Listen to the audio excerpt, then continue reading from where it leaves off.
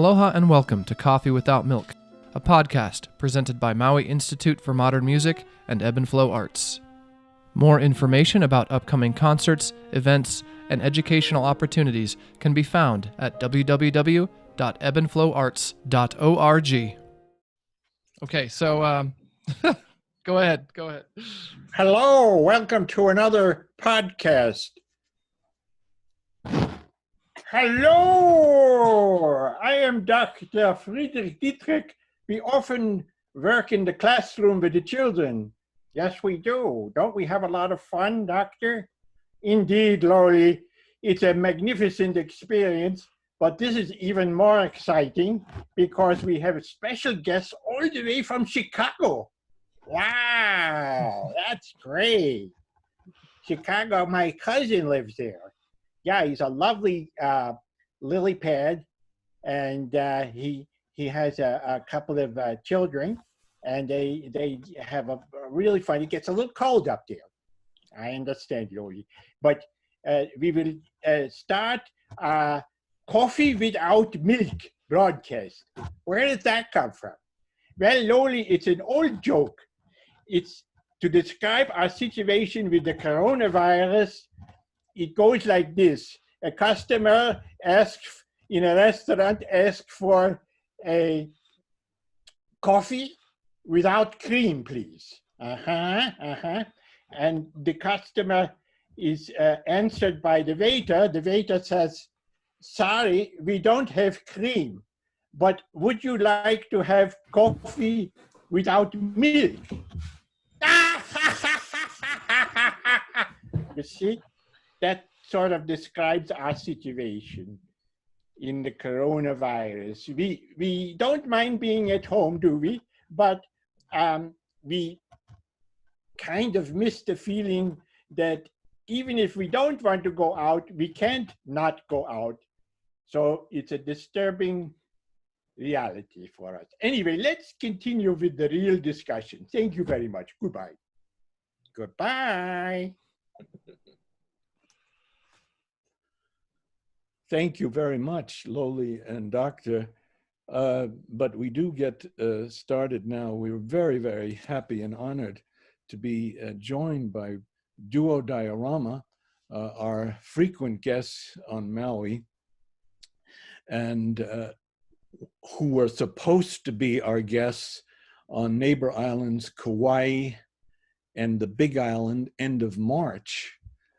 However, due to the coronavirus, both the venues were shut down and Winston and Mingwan had to be self-quarantining. So we were out of luck. Nevertheless, we are also joined by Dr. Igor Santos, a very distinguished composer whose work that had been written for Winston and Mingwan was to be performed. And so what we'd like to do is first say hi to all three of you. Welcome. And perhaps you could all, in a way, all three of you discuss the genesis of this piece, you're dedicated to you, dedicated to Duo Diorama, who, Igor, we understand, have championed your music, not only this piece, but for example, there's forgot the title, but the concerto for piano and 13 instruments. That's quite a piece that is available on video. Most of these, many of your pieces are available through YouTube and on your website, which is what, igorsantos.com? Correct, Igor-Santos.com. Igor-Santos.com, great. So Igor, first of all, you were born in Brazil. That's right. When did you emigrate to the United States? We moved to the US to New York when I was 3 years old. Oh. Okay. And so we lived in Queens, New York for a while. Uh-huh. And then a lot of it up until high school was a lot of back and forth between New York and Curitiba, which is my native town. Oh, you went back and forth to Brazil? Yeah, we were going back and forth a Ah, lot. And but since I started college, which was in Florida, I've been in the U.S. ever since. So. yeah, yeah, yeah. And you ended up in Chicago with your PhD there in Chicago, That's right, University of Chicago. Yeah. University of Chicago, and you currently reside in the city of Chicago or out I live in Evanston, actually, which is a little Evanston? bit north. Oh, Yeah, Evanston, Illinois. Yeah. correct. Okay. Right. Correct. Okay. Um, so the piece, could you talk a bit about the piece, because our plan is to broadcast the video of the live performance, and perhaps Mingwan and Winston, you could add to this discussion as the collaborators, and to what extent you worked with Igor through the evolution of the piece, or was it a finished product that was handed to you? Well, yeah, first of all, thank you so much for having me. This is very nice. Oh, it's exciting to be able to just do this through the amazing technology. Yeah, it seems like it'll be our new normal for a little bit. So, Yeah, yeah. But no, about the piece, well, I didn't just hand it in to them. It was kind of a process that Winston and Minghuan, as you mentioned, we've been working together for a while. Yeah. I wrote since 2014, I've been working with Winston. We wrote these solo piano and keyboard etudes. Yes. And then the concerto was a big piece for Winston as a soloist, but Minghuan was also playing in the ensemble. Yeah. So very high harmonics a lot. Extremely high. Some of them not really harmonic. Some of them are touch notes. Very high, yeah. Or what? Sorry? Some of them are actually very high touch notes. Touch notes, yeah. And, yeah, we've been talking about writing a piece together, and we were lucky to get a commission for that piece through the From Foundation. And Winston and Minghuan, they were starting this chamber music series in Oak Park, Illinois, called, I believe it was called the Unity Chamber Music Series, which would take place in Unity Temple, this early modernist building by Frank Lloyd Wright. Yep. And the opening concert would be played by both of them with the duo Diorama. And it would be a concert of music. I believe it was Beethoven, Ravel, Grieg, and then a new piece by me. So it was, lovely program as usual. And then I think what we did is we had a tour with this lady from the Restoration Foundation, Heidi Rula. Okay. And after that tour, I started doing a lot of research on the building, a lot of research in Frank Lloyd Wright in general. It was actually kind of very timely for me, because I was starting to develop this interest in architecture, because I started, after graduating, I had this hobby, which was like not a good hobby for someone who lived in an apartment, but the hobby was that I was building furniture for fun, and just, we needed some stuff, and I'd say, oh, why do I do that? Yeah. And, furniture can be understood, I think, as a kind of a mini form of architecture. And after that, I just developed kind of an eye and a curiosity for it. So it was really timely that they came with this idea of working with Frank Lloyd Wright's building. And anyway, but without digressing too much, we went to the building, I did some research, and what ended up happening is, I think what became clear to me, not just from that building, but from other buildings that Frank Lloyd Wright, is that lighting design was really important to him. And it was really important, and he developed the design for lighting in a very dramatic way. And I thought that was also a very musical way, I thought. And in regards to this temple in particular, Unity Temple, light takes us kind of a second layer of meaning, because as far as I understand, the Unitarian tradition is very careful with how they place religious imagery and religious symbolism around. So they don't have a lot of, sculptures or religious paintings hanging around their buildings. But one thing that kind of took a religious significance in Unity Temple was the light, how light was going into the building. So for example, how light kind of rains from above, this very big contrast between shadowy spaces with very well lit spaces, maybe representing some kind of inner world with a more communal spiritual world. But also the colors, for example, I think the colors of the walls, which have these like muted yellow tones and green tones, all reflect nature. Stained glass, through which light comes through, also have the same tones. So that was, when I kind of thought about that, I was like, okay, my piece is going to be about that, and in some way. And the way that it ended up happening was, so the piece is in 2 movements. The first movement deals with Wright's technique that he called compression and release, which is if you enter any of his buildings, often it's hard to find the entrance, or the entrance are really shy and narrow. But all of a sudden there's this dramatic opening to rooms that are taller and more well lit stuff. And so my music kind of is an abstract response to that, which is the music always has these single unison lines held by the violin. And then all of a sudden the piano will take that line and throw this kind of rich texture on top. So the piece is basically that, is these single lines that all of a sudden get picked up by the piano. And the second movement was more specific in how I thought about it in relation to the building, which is, it was reflective of the ceiling of the building.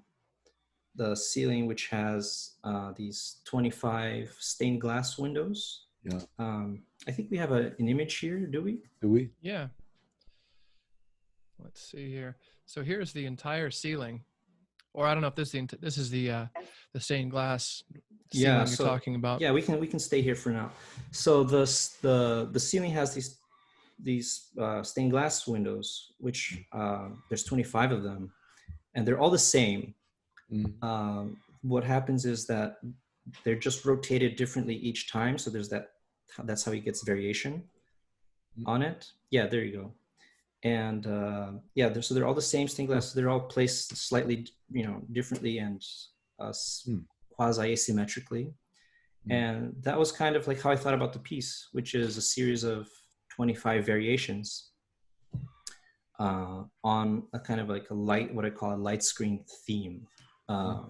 So, I mean, not that I want to get too technical, but one of the things that the piano does quite nicely is this sostenuto pedal, the pedal that will hold a few notes, sustain a few notes, but let the others kind of shimmer or not resonate as much. And so there's a lot of resonance through sostenuto pedal, which to me represented like this light being filtered through a stained glass window.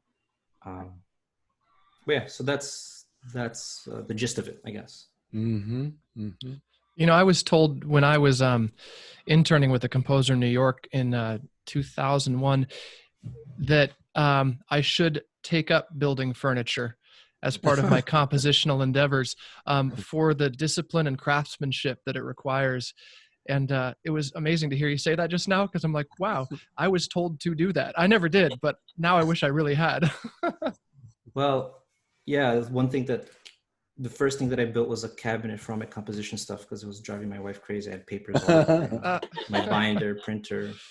And I didn't plan very well in the beginning. So, everything went wrong when I first started putting it together, so pre-planning, that's also in composition. Pre-composition, yes. Yeah. Right. So Winston and Mingwan, could you talk about the collaboration when did you first start working on this piece with Igor? It wasn't yet finished. It was in progress. Yeah, it was a nice kind of it was perfect timing for us as well, because we already had this agreement with Igor that we're going to work together for some project that was at that point unnamed and unidentified.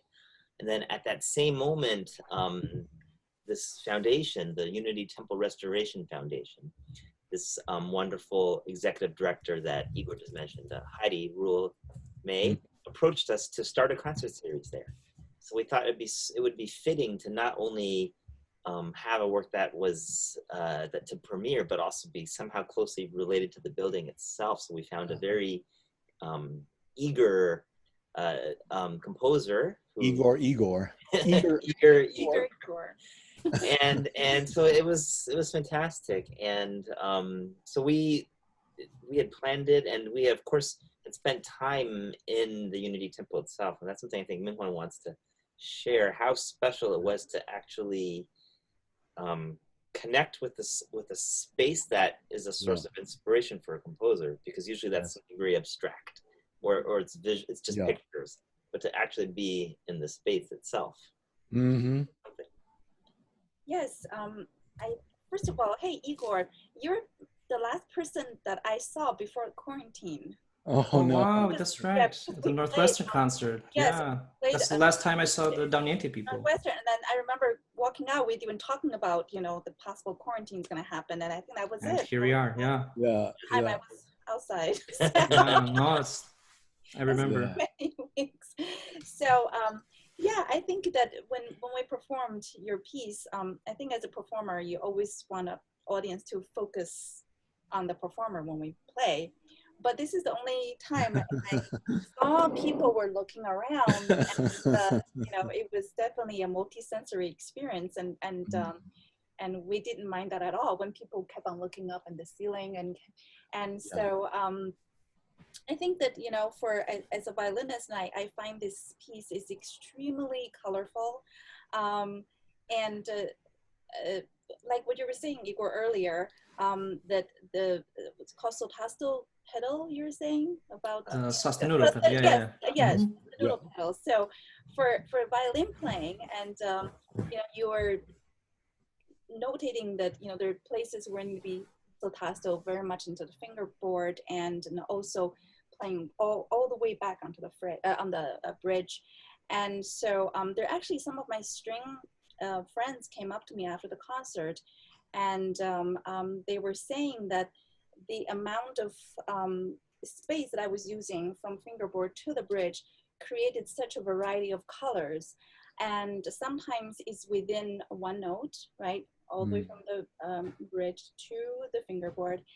And so I think of the sotasto color is also what you were saying about the muted color from the stained glass window, and where I think it's more on the bridge of sopant color, it's more piercing sunlight and more radiant light. So it was a lot of fun for me to find those colors while I was practicing the piece, and so that was my experience. And well, yeah, I mean, I was definitely thinking about that, because you think, okay, I want to translate lighting to sound, and that's like so vague and so abstract that if you don't come up with some strategies or ideas about how you're going to do that, then you don't go anywhere. But one of the ideas I had was, there's, of course, as Minhwan said, there's a spectrum of light, you know, bright to dim, and there's a spectrum of overtones.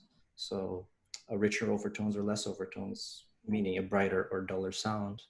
I was also thinking of loudness, volume of light, but also volume of sound. Yeah, so yeah, those things are, there was a volume of light, brightness, you mean, versus the volume of light, like loudness of light. Yeah, so very bright, or just a lot of light, or yeah. One of the things that struck me was that when we think about architecture in music, that's a very abstract concept. That composers, musicians, musicologists think of it in those terms, but as a listener, it's really hard to grapple with music as some kind of an architecture. And in this sense, because we were in a space where people could literally kind of reflect upon space as it related to sound, I felt that took an abstraction and it made it feel actually quite physical, because even though we're not necessarily touching the space, but you feel the distance. Definitely the depths, you know, the high ceilings, and also the building itself. Actually, when you walk in, sorry, I was trying to bring up some more pictures so that as you're talking about it, there could be a reference. This is a building. So it's actually, when you walk into the temple, it is actually quite intimate feeling, don't you think? It's not big. It's actually feels very, and even though the style is very clean line, you can see very modern, but the color, that, you know, beige sand and sage color, the green and yellow, it creates, and then the sunlight makes the space feel very warm. and so it's intimate and warm. Mm. Yeah, there you go. And then you can see the audience, you know, it goes up. So from very high to low. So there's definitely a very spacious feel vertically. At the same time, is a feel of very closeness between the performers and the audience. Mm-hmm. Really quite a space to, you know, it doesn't look like it was necessarily designed with acoustics in mind, but I bet it sounds beautifully resonant and alive in that room. Absolutely, it's a perfect space for chamber music. Small. Do you still have that series going on? Yes. Unfortunately, you know, we are canceling our April and May concerts. Yes. Because of the virus, but we're definitely moving forward for the fall and spring season next year. Okay. This is a long-term, yeah. So. How often do you have concerts there? It's about probably once a month or once in 5 weeks or so. So it's about 6 concerts throughout the year, and we do take the summer off. So but we both feel very honored to be able to create a series in a space like this. Mm-hmm. Yeah. So. Yes. We had an experience many years ago in Tokyo in a building that Frank Lloyd Wright designed called the Maiyonichi-kan. Also similar aspects and there, there's a certain underwhelming feeling at first, but the truly wonderful designs. Actually, on Maui, there's a building, they call it the Marilyn Monroe building, because before she died, she had designs of Frank Lloyd Wright for a structure, and eventually someone else took it up. Do you know the history, Peter? But it's here in the valley. Did you ever see that when you were here? Yeah, I've been there. It's now it's the Kamehameha Golf Club. Okay. Yeah, and it's a fantastic building. I mean, it would be a great place to perform in a sense, but it's all carpeted. But I'll see if I can pull up some pictures of the interior. Did you ever see it, Mingwan and Winston, when you were here? I think so. Yeah, it's sort of in the valley, and it just maybe typically of Frank Lloyd Wright. It really blends in to the environment. My other thought about this is this combination of light and sound is something that we've done here in a way with our electronic music series we call Music of the Spheres, that takes place in the state's planetaria. We've been able to produce about 15 concerts using electronic music, and then combining with the visuals of the effects of the planetaria. But wouldn't you say, Igor, in a way that electronic music combines light and sound, that is the electrical impulses as a kind of connected to light, light energy, electrical energy, light energy, translated to sound? And I know you work with the electronic medium often. Mm-hmm. Well, yeah, maybe, the physical relation is more one-to-one, I suppose, or more direct in any case. I suppose so. Yeah, my work with electronics I do a lot of work with electronics, not just in my own work, but as I work for Ensemble Doniente, which Winston and Igor play, and so I end up, a lot of it's not just my music, but doing music of others. But when it comes to my own music, it's kind of like very specific to, at least since 2014, more specific to using strange electronic versions of acoustic instruments, like digital pianos or digital organs. So-called, you derive it from what might be called an aesthetic of defamiliarization. Right. Something you could discuss a little bit before we actually get we have a video of the premiere of the piece in the space. And so we're planning to broadcast that pretty soon. But could you talk a little bit about that and how much that has affected how many of your pieces? So By defamiliarization, it's really simple. I mean, I just mean perceiving everyday objects, or in this case, everyday sounds from a new perspective, right? And so the first time I actually really explored this in depth was when I was writing these synthesizer etudes for Winston, which have, so it's usually a piano paired with a digital piano, which can do all sorts of things, but I was mainly interested in microtones at the time and being able to reproduce any division of the octave or any just intonation configuration that you could think of, and switching between. I was going crazy with notes, basically, right? And the more I worked on these pieces, the more I realized that it wasn't the notes that I was like particularly interested in. It was more on this feeling of just like hearing a piano that's doing something that piano is not supposed to do, you know, microtones, because pianos are like instrument par excellence for equal temperament, right? We all do training on the piano, we tune to the piano, etc. So hearing a piano that's out of tune, quote unquote, was, you know, the first time I heard it in a microtonal piece, which was a Vortex Temporum by Gerard Grisey, I was like blown away, you know, and it was, I was young and I was like, wow, this is not right, but it's great. And so, so after working with all these microtones and all this stuff, I was like going back to my first experience of hearing microtonal piano, which was not about pitch. It was about hearing the piano in a weird way, in a defamiliarized way. And so then I kind of started applying this principle to other things, you know, in music.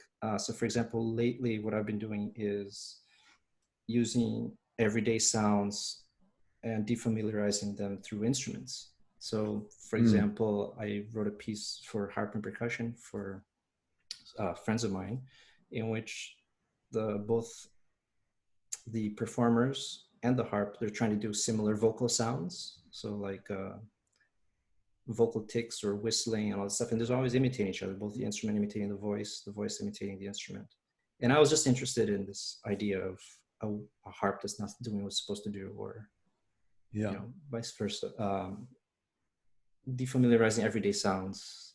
That's it's a general concept, and I think, you know, I'm still thinking a lot about it. Fascinating. But yeah, that's the gist of it. The Wikipedia tells us that it originated in Russia in 1917. Actually, it had first to do with poetry and versus prose.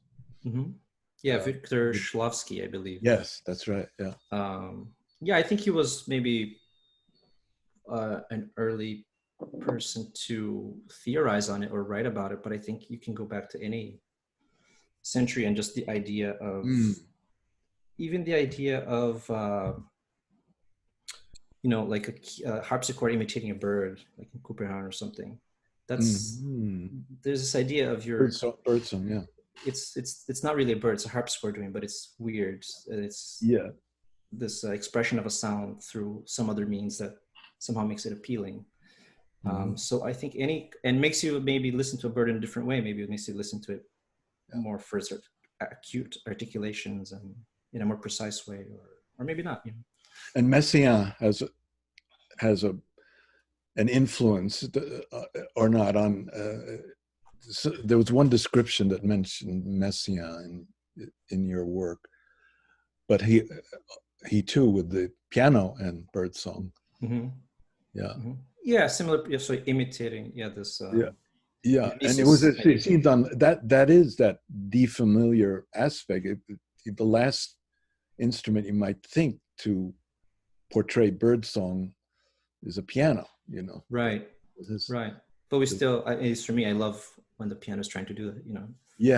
Or when And maybe we're now, generally speaking, with all of these Zoom productions of orchestras and chamber ensembles on video, we almost have to start rethinking our concert making, and it's a kind of defamiliarization process, isn't it?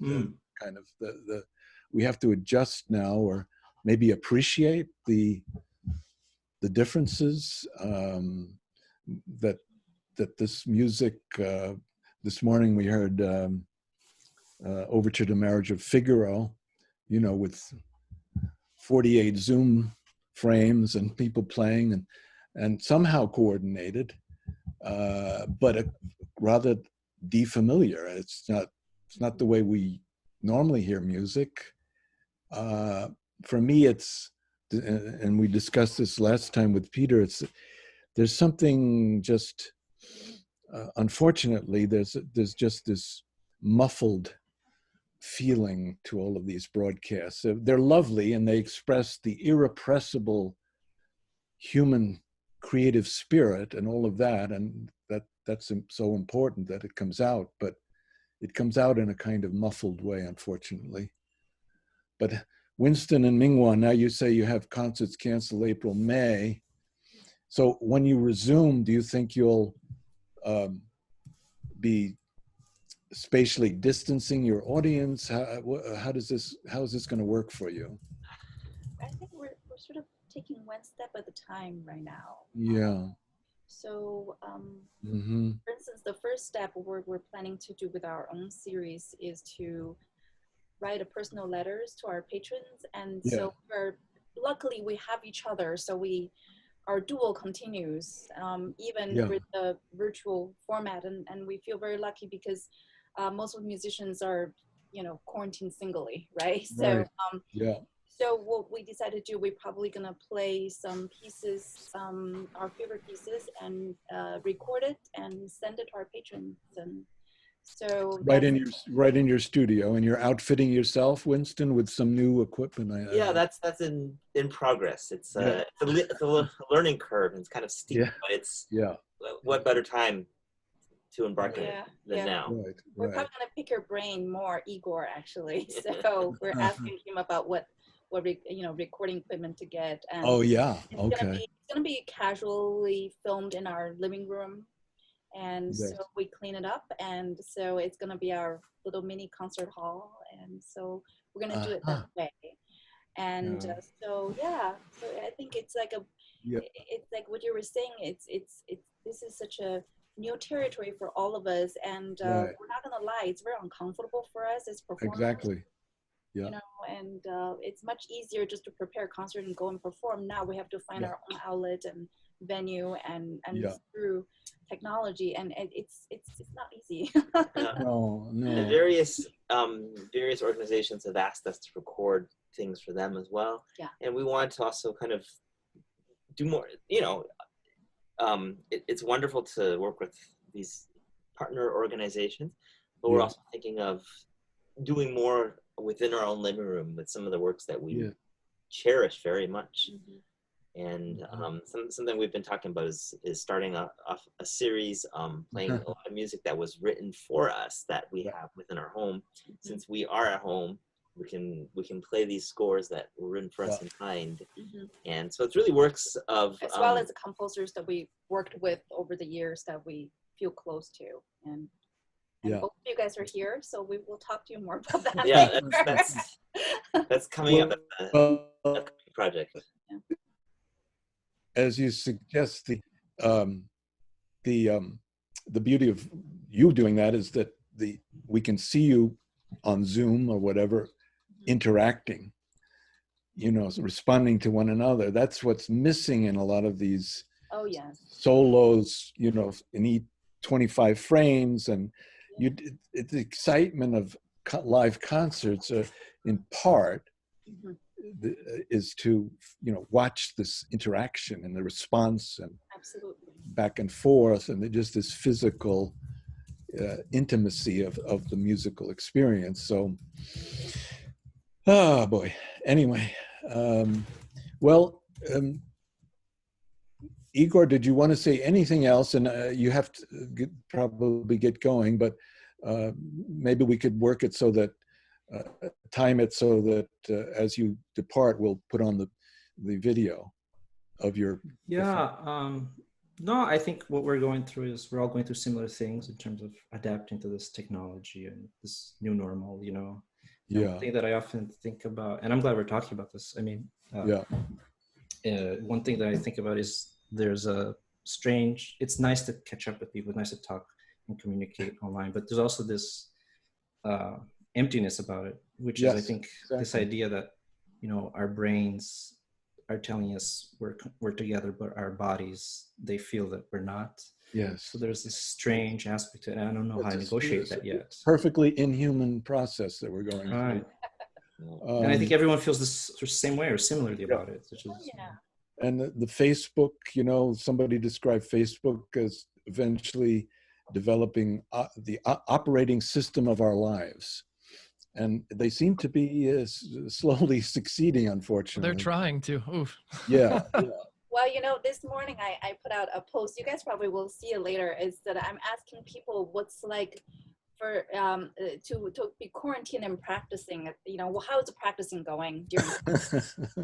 And so I've been getting a lot of feedbacks. I'm looking forward to reading them, and I already see people. Some they practice more. Some have no motivation whatsoever, and some go through their ups and downs, and some has hard time, you know, because they have small children. So people really going through, they deal with it differently. I think for us, it's more of a combination of everything. There'll be days we feel very inspired, and there'll be difficult days. We feel that, you know, when you read news, when what's out there, and heartbreaking stories, right? People that we lost, and people are affected by the virus, and and so at the beginning, I think after the lockdown, I think we're all in shock, and so the last thing I wanted to do is to practice, because I feel like it was so irrelevant, and nobody needed any more music because everybody was just scrambling and surviving. But a few weeks down, and now it's what, 5-6 weeks, suddenly I started feeling the urge of wanting to make music again. And I think that there's also people out there are ready to hear music again, you know, because now it's almost like you're, you know, it's kind of deprived of something that is soulful, I would say, and spiritual, and or feeling just closeness to something. So yeah, so that's, you know, we're here talking about projects again. Yeah, we talk arts as a survival tool. We really need it to survive. So anyway, so what is your current project, Igor? What are you working on now? I just finished something for this group called Alarmo Sound, which was it was the kind of an arrangement project. It was arranging like this electronica artist Jay Lin, a track by her into a large ensemble piece. So that wasn't like a fully creative project. You know, it was somewhere between creative but also just logistics of orchestration. So I was able to do that. But when it comes to creative work, I'm supposed to do a piece for cello and viola soon, but to be honest, creatively, I haven't been that motivated. It's some days more than others, like Minkwon said. Generally, I'm okay with the busy work, not so much with the creative work. So because the way they hierarchize our functions, we're certainly not essential. We're actually one of the more dangerous endeavors with the spacing of audience and so on, and concerts. So it's as if musicians in this country weren't already de-emphasized in the culture. We're getting an insult to injury, really. But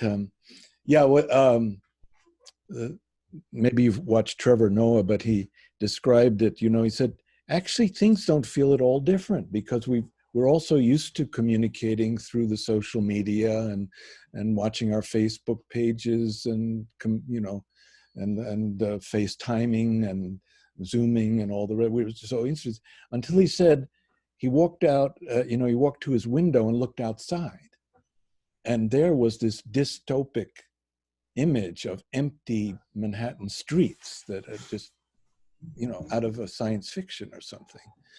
And so it's certainly a weird dichotomy, but we carry on, and Anybody, would anybody else like to mention anything before we play the video? Igor actually just shared the score with me, Oh, and good. we could kind of take a look at the first page. And Yeah. you know, Winston Mingwan, if you want to comment on how you might approach some of these notation styles, which really fantastic, aesthetically pleasing too. So, and I love a handsome score. So Yeah. I'm just going to put that up right now. And then if you have anything to share or want me to scroll to a few pages or something you want to point out, so you can go ahead and do that. So this is the work we're going to hear, As Light Becomes Form, written by one of our guests, Igor Santos. Yeah. And maybe this is more of interest to the musical nerd in your audience, but one thing about architecture that really fascinates me is repetition, and repetition of patterns, how to repeat something, how to vary that. And so that's all over the piece. And so for this first movement, both movements, it's all about repetition. The first movement being that the violin always has a cycle of a certain number of beats against a cycle of a different number of beats to the piano. So there's creating this hypnotic texture in that way.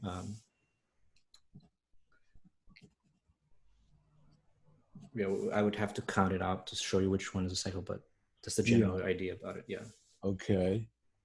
You can see it's a lot of in the piano part, high register. Yeah. And the resulting sound between the different trills and the high pitches, almost one of, because of the violin, the kind of colors and sounds, it's almost disorienting when you hear it, because it's the way it swirls. Yeah. So what we typically think of hearing the sounds of the piano is generally the piano is going to be in a lower register than the violin for the most part. Yes. And occasionally going up and above. But in this case, it's also intertwined, and we almost lose the sense of that, you know, each instrument's supposed region, and we're just completely intertwined. Yeah, look at bar 9, you see the violin part, and so I was talking about the use of contact point, my bow, that he starts on sotasto with a trill, and then it goes alto sotasto, and to sopond, and to ordinario, in a very short amount of time. So that creates this amazing color everywhere. I think you can visually see it later too, that how my bow is not moving just vertically, but more yes, back and forth. Yeah, this way too. Yeah. Well, quite challenging as an ensemble piece. Did it take you a long time to learn it? Yeah, it took us some time for sure, and but I think that, you know, with it sounds very, it plays very rhapsodic, but because of that the rhythmic figure underneath, and I sometimes actually we feel that we could swing a little bit almost. Did you feel that way too? Yeah. Yeah. It's extremely precisely notated. Yes. Yet there's room and it breathes. Yeah. And so it's a little bit like that feeling you have when you look up at those panels. I know this is not specifically based upon that, but it's the feeling of looking up at the panels, and everybody might see them. They all are the same size to everybody, but everybody has a different perspective because of the light and the angles. So that feeling of there's that structure, but there's freedom to interpret and freedom to breathe with the gestures. And because of the violin and piano, we have such a different sound in nature. But for instance, the second movement, the beginning, we actually blend our sound together in a downward chromatic scale that happens over and over, where I think we really truly blend our sound together. Page 16. Yeah. Thank you. There we go. Ah, there it is.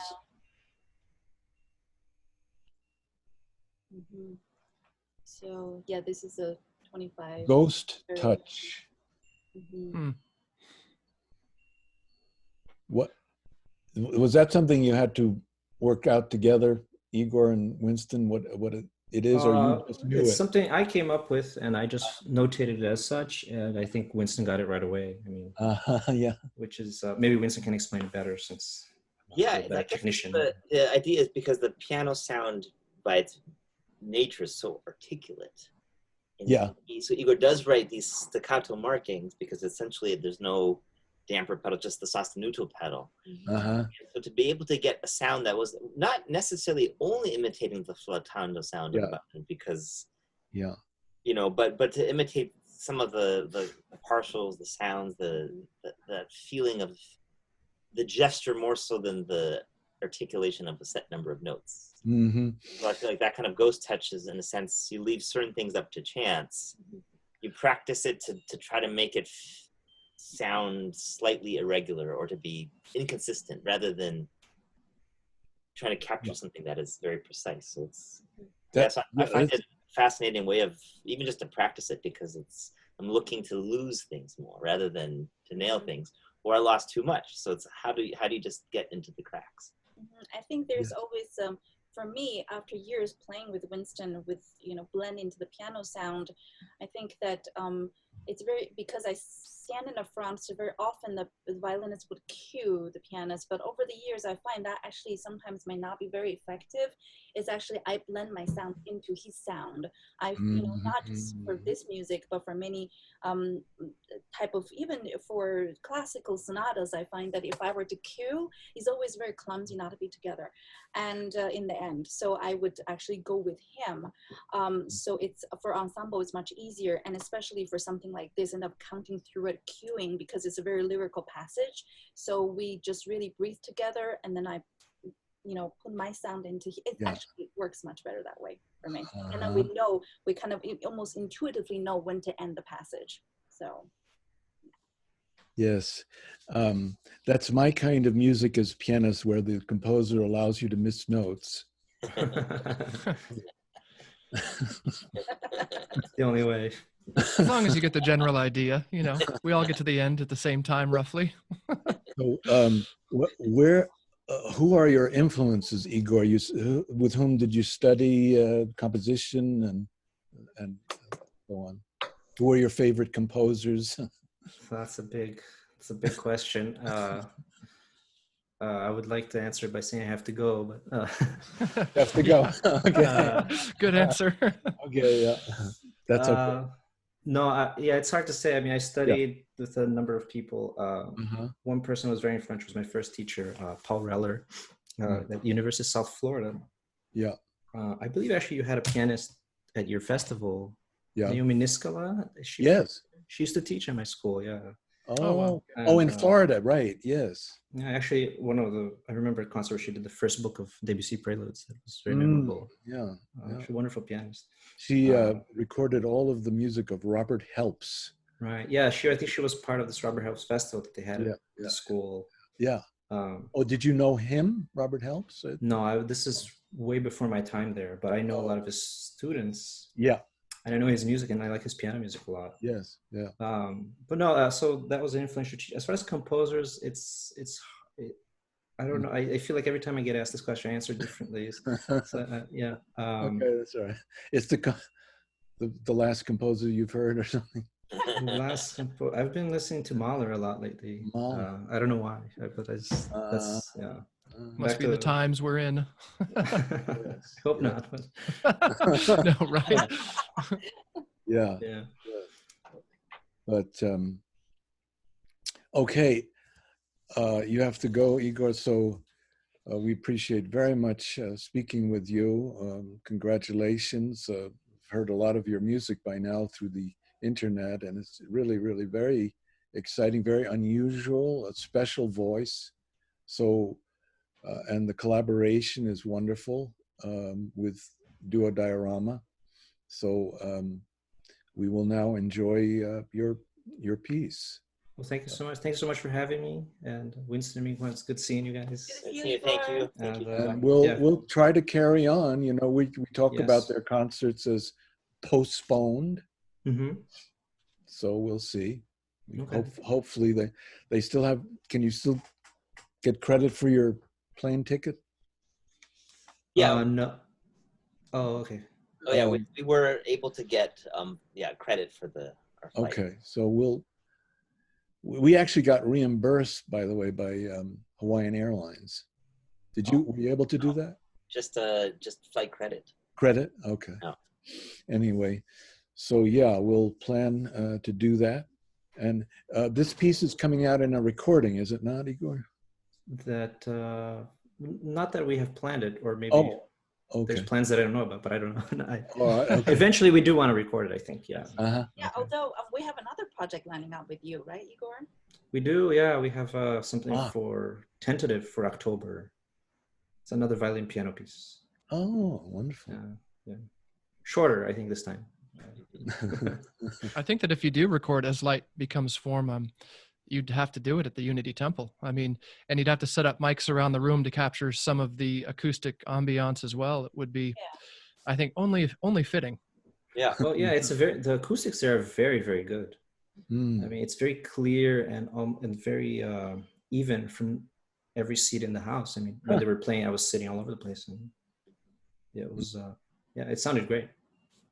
Oh, fantastic. Was it it The seems recording like is from a smaller microphone, like a Zoom recorder, but the acoustics there are quite good. Yeah, that would be a great idea, actually. Yeah, big flat walls. I mean, it seems like it would be a very present sound from anywhere. It's hard to get a sense of the magnitude of the space inside, but it seems, not much larger than a typical church. Or am I kind of understanding that right? Yeah, it's not. It's I would say typical church. I can't name how many seats, but it feels very intimate. Yeah, it's Right. about, Yeah, it looks 300 people can fit into the temple. But when you go in there, because of the height, makes it feel very intimate, actually, right? Would you say? Yeah. I just realized that to do a recording in there, you'd probably have to put a bunch of pillows in the chairs because the bodies would absorb some of the resonance of the space, and it might sound a little too alive if there's nobody in there. So. Just one last thing in my research here, that you mentioned that you feel like your first teacher was in a way the most influential. And then you have a piece 2-2, which is a reaction to Morton Feldman's Madam Press died last week at 90, who apparently was his first teacher. His first piano teacher, yeah. And that's a very interesting piece of yours, Igor.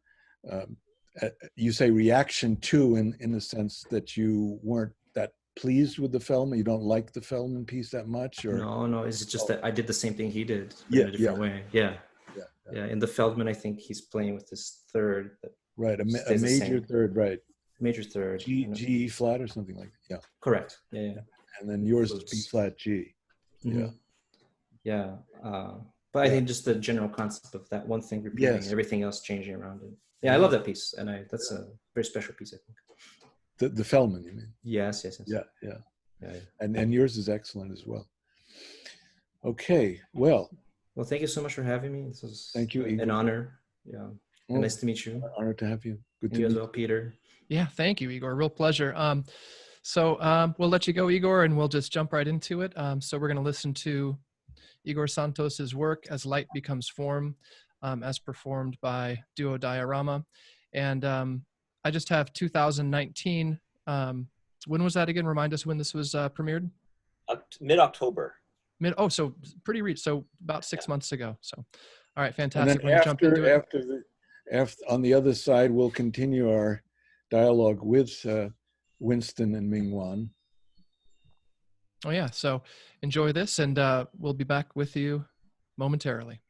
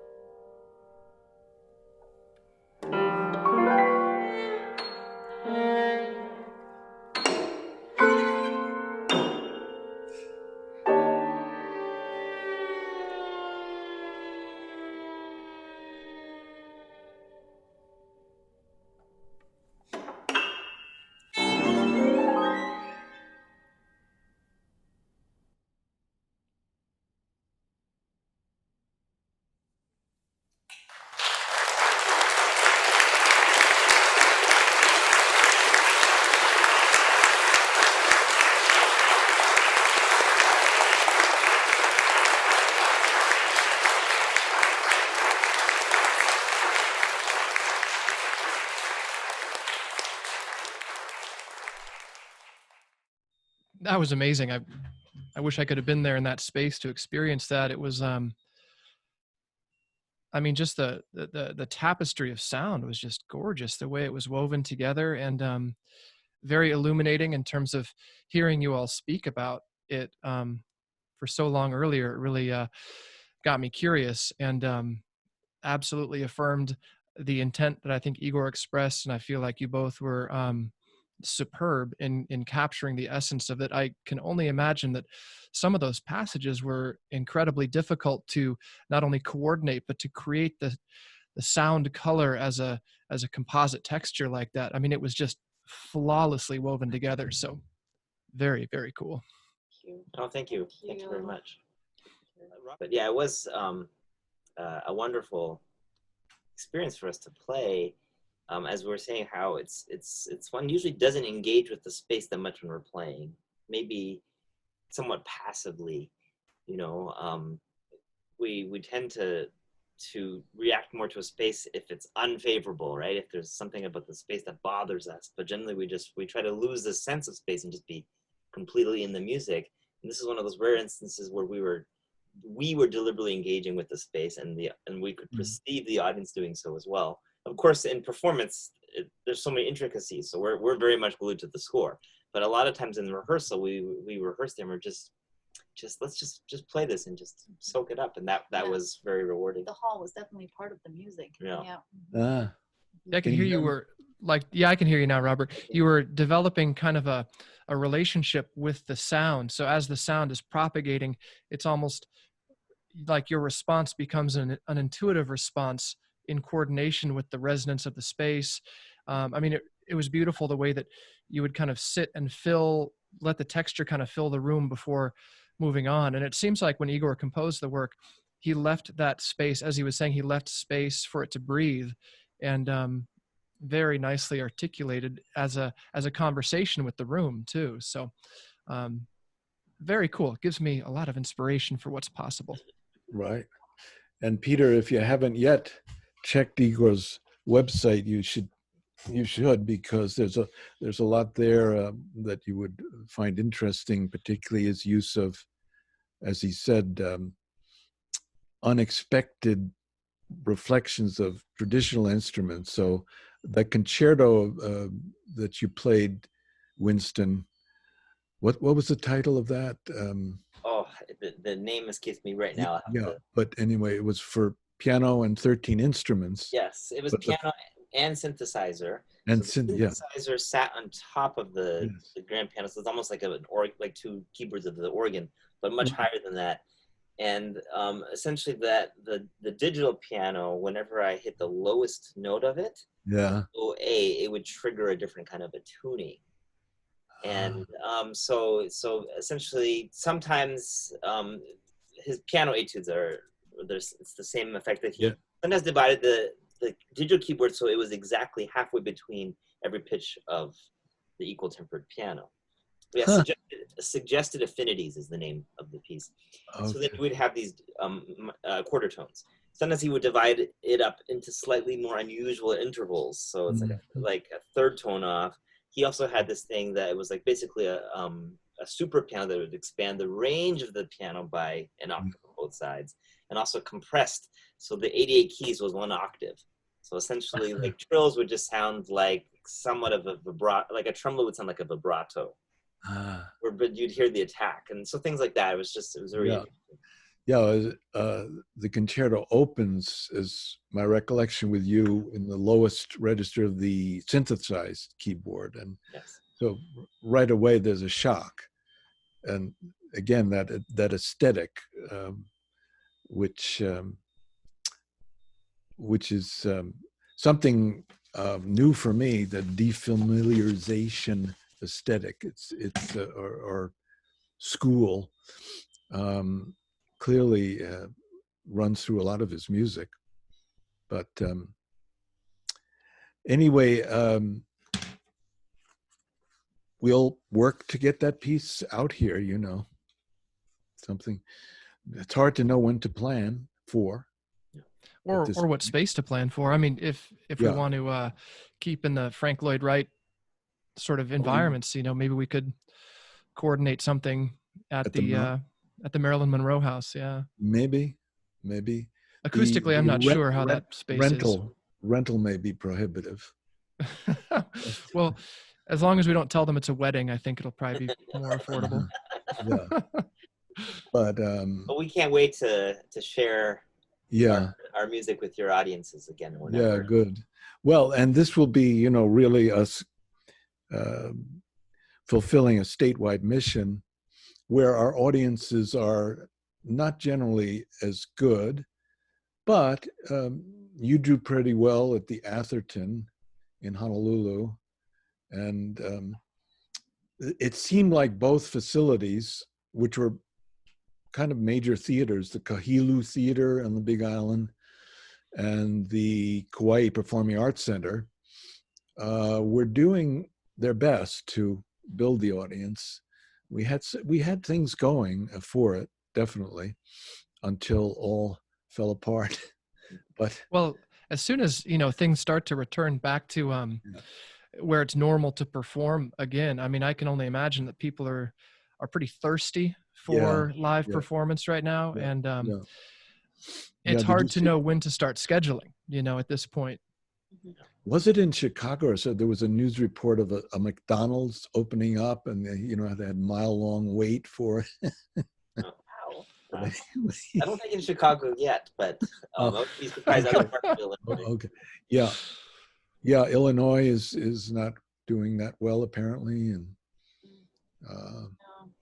no. Yeah.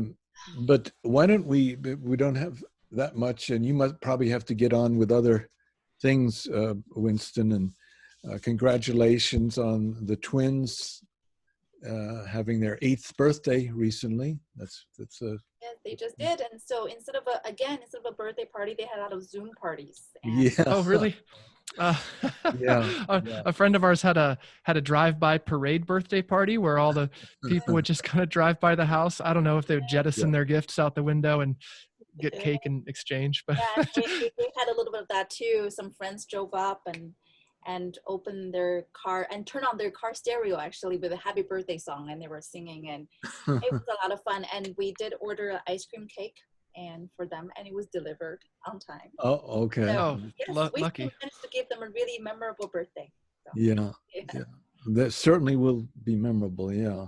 But they were very disappointed that they didn't sure to Hawaii, because they already told the other class that they were going. Show and tell. That's all they were talking about. Oh, really? Oh, yeah. Oh, because they had studied about it, and yeah. That was both islands. Have you ever been to the other islands? No. We just Oahu, but we had Kauai.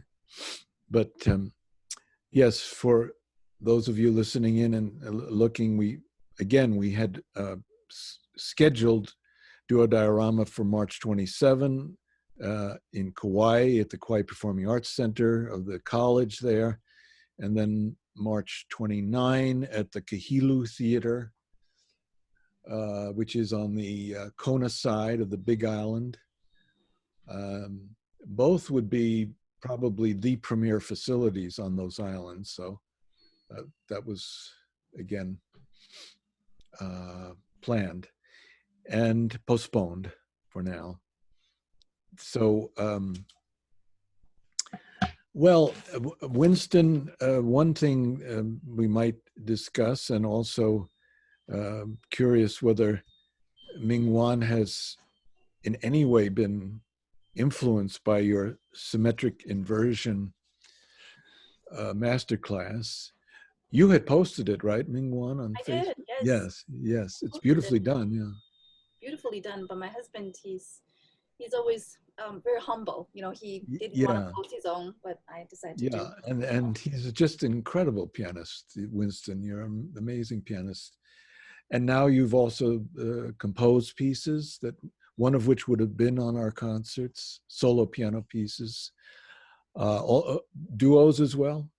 Yeah, the piece that we were going to actually play on March 27th and 29th was a duo piece that I had actually written for Ming-Wan.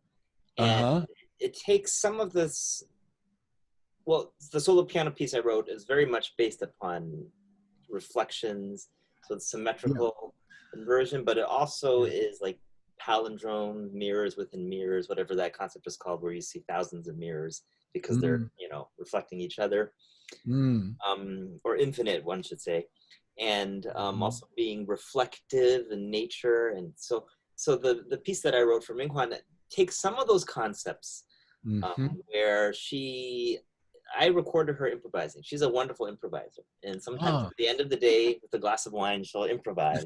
And so what I wanted to do was create a tune that I didn't preconceive that she would create on the spot. And she improvised many times, and I found a certain melody. I found a way to notate it.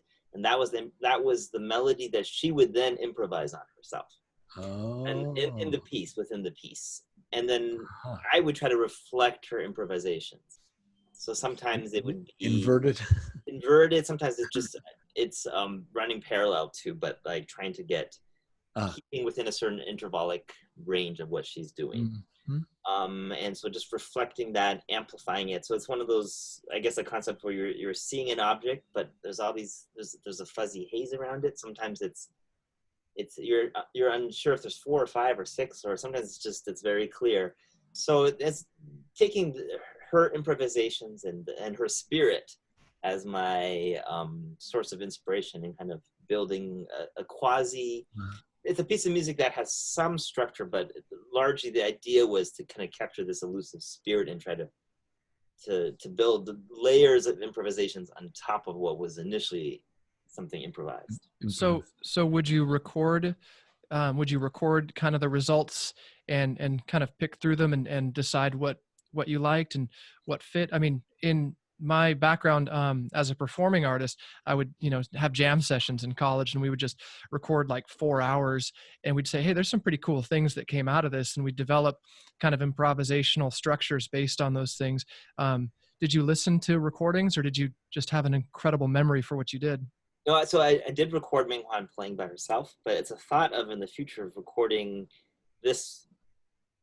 a performance of us and then using that as a basis for doing even more improv. Like, something with electronics and live performance, but I don't know. It's a piece that I guess ideally should change every time quite a bit, not in terms of the large structure, but just in terms of, a lot of the details. But I think there's ways of taking the idea even further that I want to explore. Yeah, it could be very cool. It could be layers and layers, perhaps. It could be something that if we continue to develop the Music of the Spheres dome shows, we could create as either a recorded or live presentation, do something with video as well. Might lend itself really, really well to that kind of environment too. Yeah. Very interesting. When you both approach a piece like Igor's, I realize you've played a few and recorded a few. Where do you start with a work like that as performers? I mean, the notation is a lot to digest. The rhythms are a lot to digest. Where do you start? I think one of our I guess, the benefits of us working together is that we have a certain efficiency of rehearsal technique and ways that we can save ourselves a lot of time. So I think there's no substitute to just diving right in and reading things. And then, of course, taking some time to work, to woodshed, but to rehearse it even early on in the process, because I guess with two people that are not living together, they might do a lot of individual preparation before coming together. But since we, from the beginning, already tried to get a feel for it, that way when we do our individual practicing, we already have in mind, something closer to the final result. Yeah, I agree, because very often when I look at a music never seen before, it can be overwhelming. Where do you start, right? Yeah. And I think after the twins go to bed and we usually read together first, and then and it's always more fun to have a partner, right? Yes. And to do it together, and then gradually after that we start inserting the details usually. And then we would get together and rehearse a bit more in details and break it down and then put it together, and then in the end have a lot of run-throughs. And Now, how often have you performed this piece so far? Was that the only public? We played it twice. We played it Twice. at another concert after that. Well, that's one of the great things, and Ming-Wan is such an expressive artist at her instrument that Diorama often has had the opportunity to play 20th century, 21st century pieces several times, so that they gain this mature, solid, committed sense, as opposed to the first performance-itis that occurs when, just trying to just get the piece right and manage it. But you've gotten to the point where a lot of pieces are just flowing that we don't normally hear, and it's so wonderful because that's giving the audience the real thing, so to speak. It's not a compromised performance, and from there the audience can make their judgment of the piece, but at least they've gotten the true article, so to speak. And Winston has developed for several years now, a method that he uses with his students, based in this notion of symmetric inversion. And anyone interested can find out about it at this via YouTube. Yeah, if one just searches my name, Winston Choi, on YouTube, it comes up symmetrical inversion. It's a presentation that I did for the MTNA, the Music Teachers National Association. It was supposed to have been a live presentation, but it became a virtual conference, so I recorded my presentation. Yeah. And I have to say, it was inspired by our daughter, Lily. I mean, there's many different inspirations, but that was one of the largest inspirations, because when she was 2 years old, we would see her draw a heart with 2 crayons and do this. All things were drawn symmetrically with 2 hands. Before she knew any better, immediately she thought if she would spot symmetrical objects, and when she wanted to draw them, it makes sense to divide her body to let them copy one another. And I thought, if she had this innate ability to do so at that age, without even being coached or taught, there must be something within all of us that can tap into this kind of ambidexterity. And our daughter, of course, became right-handed shortly after. But it's something that served as that point of inspiration. I was always trying to push her, keep using your left hand, keep developing it. Yeah. So her dominant side is the right side. Yeah. Became right.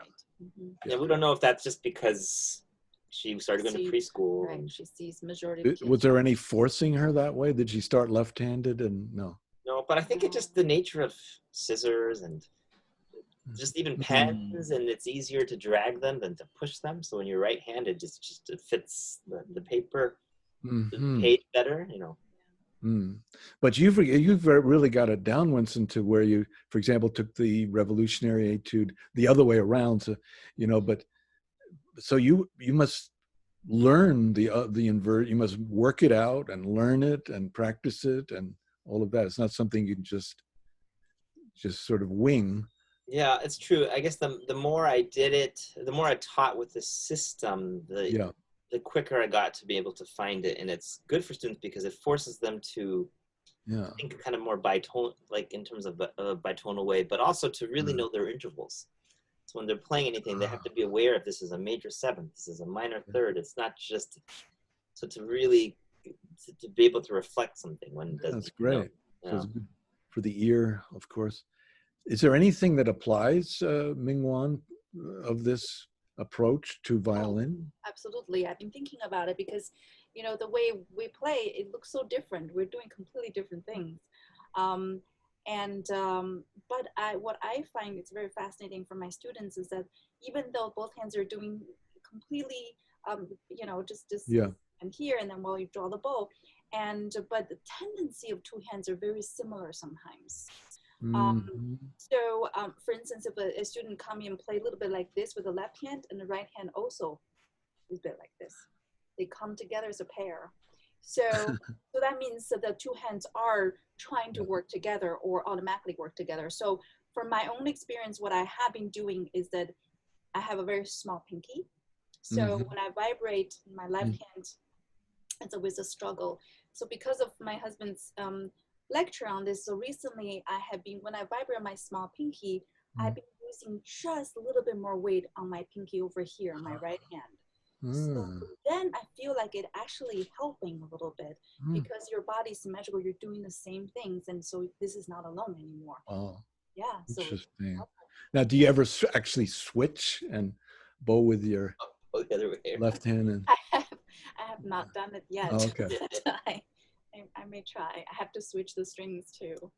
Did you hear this? Isn't it the story of Rudolf Kolisch, who during the war had a finger blown off or something, and so he switched. He became a left hand. Yeah. Okay. But, but I think that if you switch the chin rest and switch the strings, I think it works mechanically. You know. Yeah. So, yeah. Well, we had in mind to also broadcast one or more of the pieces that you've recorded for us. The most recent was on our last CD, and they're a piece by Vivian Fine called Portal, and a piece by Stephen Blumberg called Night Sky. Yes. So is there anyone in particular that you would like us to play for our audience? It may be Night Sky. Night Sky, yeah. Yeah, it's a piece that was obviously, it was written in California. Yeah. When we first, the first time we played it, when we performed it, was in Hawaii, and remember thinking, you know, we stayed in this beautiful home, of course, looking up at the night sky, the kind of sky that we don't ever see in Chicago, and let our imaginations run with that. And we have so many amazing memories of these evenings looking up at the stars. We're looking at the Milky Way, which we'll never see in Chicago. Actually, we have 3 stars in Chicago, but then we look closely, the 2 are moving. Actually, they're planes. But what about these days? Much less pollution and... That's true. Since we're quarantined, we don't even go out to the yard. Although actually that's a good idea. At night we should check out the stars. Yeah, there are more. It's one of the unintended consequences. LA has clear skies, and much less people pollution. can see the Eiffel Tower now in Paris. Yeah, and for animals too. I hear wild animals now, they can run around a little bit with more freedom.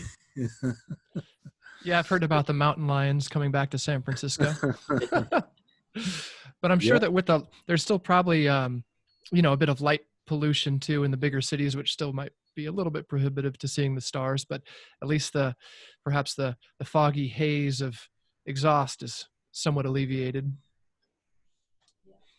So this piece is not necessarily programmatic, but you can certainly get a sense of the scope of what he was looking for. You really, it's the shapes of stars, constellations, and the large intervals when the violin play very just that sense of space, the distance from ground to the sky.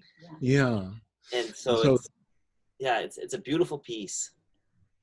This is Stephen Blumberg. He's a composer in Sacramento, California. He teaches at California State University at Sacramento. He used to be, we thought that was a nice connection, but he then retired from being co-director of the Festival of New American Music. That's a fairly very established, long-running, 40-year plus festival. Goes on for some 10 days or so. Have you ever participated? You hadn't heard of it, but so he had been director of that, and this is a work that he composed fairly recently, maybe 3-4 years ago, and it runs about 9 minutes or something like that. Yeah. Yeah, yeah. Just under 9 minutes. 9 minutes.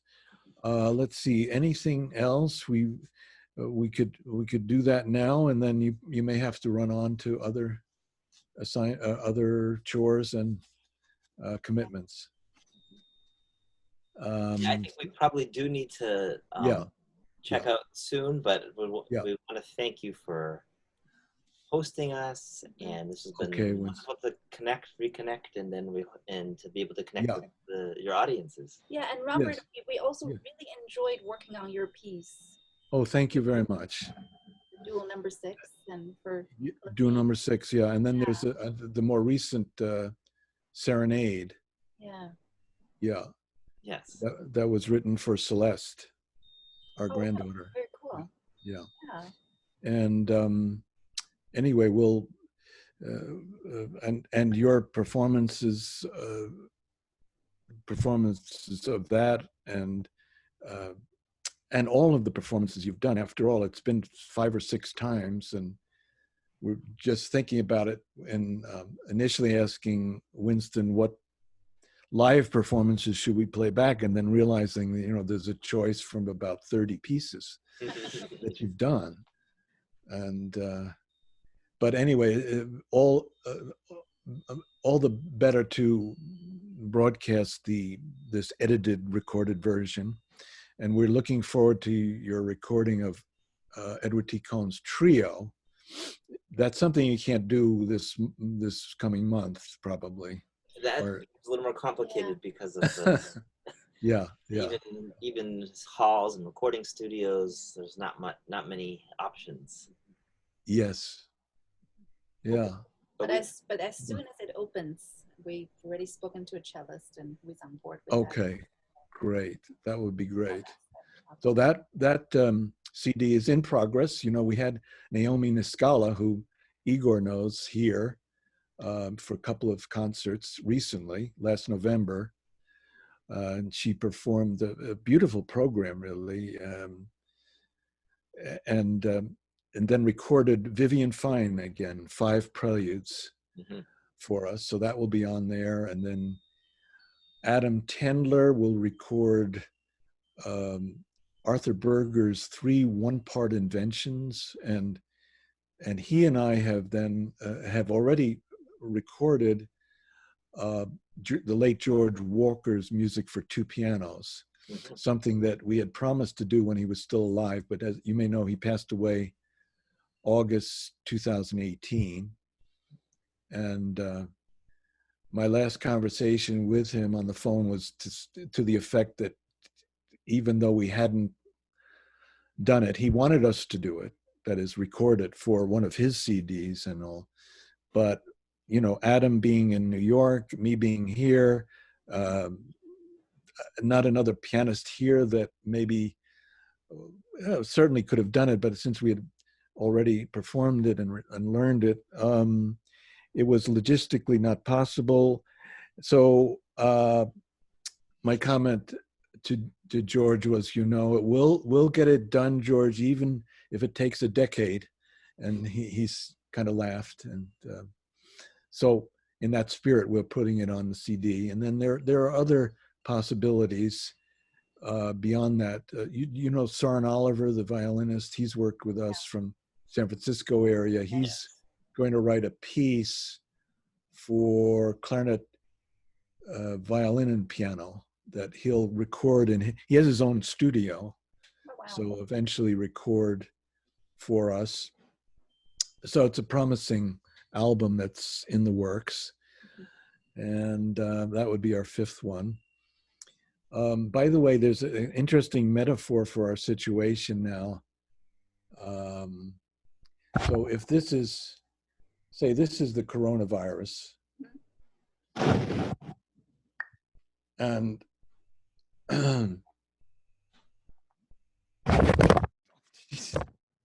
well, let's forget that. Hey, it was worth the effort. I'll try to imagine where that was going. Anyway, say this is the coronavirus, and this is the economy. You see a Kennedy half dollar? Yes. Yes. Well, You see what happens. Oh. It penetrated. Yes. Wow. Impressive. The virus just blew a hole in our economy. We're struggling, but one day it'll come back. Woo-hoo, yay! We missed that. We can't wait to see those, waiting. I was we waiting can't wait to for see some those time. tricks live. Yes.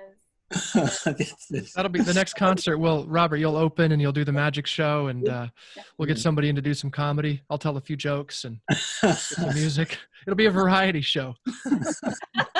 But, you know, will it ever get where we totally invert things? And this is the preferred way. When we get up, when we confront each other live, you know, we get very uncomfortable and don't. Who knows? That's true. But the main thing is that to stay healthy. We love you both, and we've so been blessed with your performances here and your insights. And this was a wonderful session for us. Don't you think so, Peter? Oh, I really had a great time. I can't believe the time has flown by. It's been really entertaining. Yes. You know, it's great to hear perspectives from the community, from the global community, from our friends in other places, and all the way in Chicago.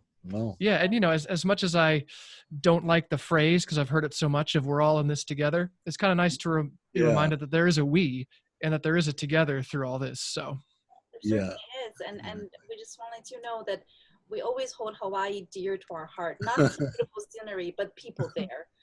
Robert, you and your family have been such a great support over so many years for us. Yes, it's been Thank you so much. Yeah, I was thinking 8 years old, your children, and and we were there before the children were born. So it's it's been 9 or 10 years. And we seen in pictures your grandchildren growing up, and so Celeste has had to leave college. And she's here now in Maui, but they are doing all their classwork through Zoom. And, so.